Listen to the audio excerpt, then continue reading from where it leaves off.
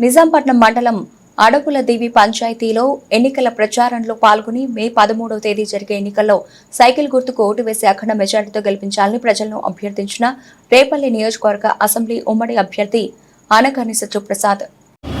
మే 13న పెద్ద ఎత్తున పోలింగ్ బూతులకు వెళ్లి మీలో కుటుంబ సభ్యుడే నేను జీవించాను 17 సంవత్సరాల నుంచి. ఎక్కడ కష్టం ఉన్నా, ఎక్కడ నష్టం ఉన్నా, ఎక్కడ సుఖం ఉన్నా, ఎక్కడ ఏ పని ఉన్నా కూడా నేను మీ కుటుంబ సభ్యులకు వచ్చాను. మీరు అలా ఆదరించారు. కానీ ఇప్పుడు మనకి బాధ్యత, కర్తవ్యం పెరిగింది కాబట్టి ఇంకా శ్రద్ధగా మే 13న అందరూ కూడా 2 ఓట్లు సైకిల్ గుర్తుకు వేయండి. ఒకటి నాకు, ఒకటి మన ఎంపీ గారికి కృష్ణప్రసాద్ గారికి వేయాల్సిందిగా మరీ మరీ మరీ కోరుకుంటూ మన గుర్తు మన గుర్తు మన గుర్తు మన గుర్తు మన గుర్తు.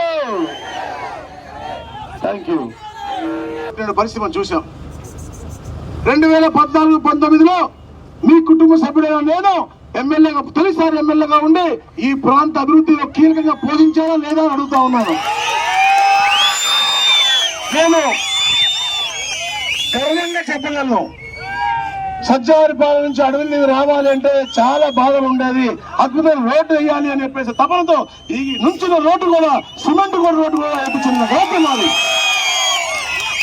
ఈ ఊర్లో ఎన్ని రోడ్లు చూసినా అన్ని వేయించిన ఘనత మన ప్రభుత్వాన్ని. ఎప్పటి నుంచో ఉన్నటువంటి వాటర్ స్కీమ్ కి కావాల్సిన పొలం డబ్బులు కూడా ఇప్పించిన ఘనత మన ప్రభుత్వాన్ని.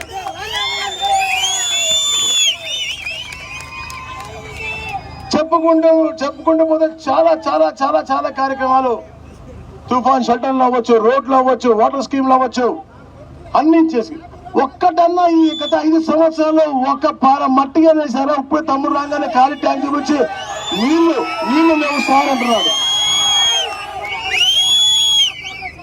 అంటే కేవలం వాళ్ళకి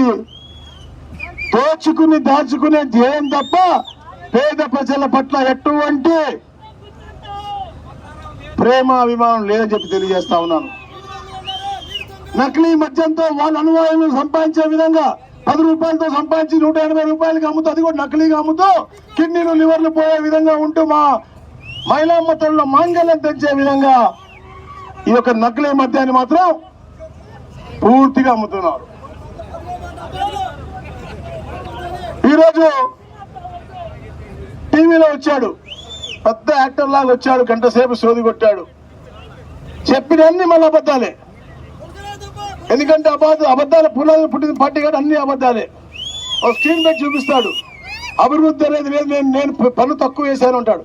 కరెంటు ఛార్జీలు 10 సార్లు రెట్టింపు పెంచినటువంటి వ్యక్తి జగన్మోహన్ రెడ్డి. 14-19లో ఒక్కసారి పెంచామని అని అడుగుతా ఉన్నాను. పెట్రోల్, డీజిల్ అన్ని పెంచుకోండి. ఈ 5 సంవత్సరాలు ఎన్నిసార్లు పెరిగినాయో, పేదవాడిపై ఎంత భారం పడతా ఉందో చూడండి మీరు. ఇసుక 1000 రూపాయలు ఉండేది, ఈరోజు 7000 రూపాయలు ట్రాక్టర్ అయ్యి ఆ మధ్యకాలంలో ఎంత మంది కార్మికులు ఆత్మహత్య చేసుకున్నారో మీరు గ్రహించాల్సిన అవసరం ఉంది. సామాన్య జీవుడు జీవించలేని పరిస్థితి కనపడతా ఉంది. ఈరోజు మేనిఫెస్టో చెప్పాడు, ఏదైనా ఉపయోగపడేది ఉందా? అతను ఇవ్వడంట, ఎదురు ఇవ్వలేరంట.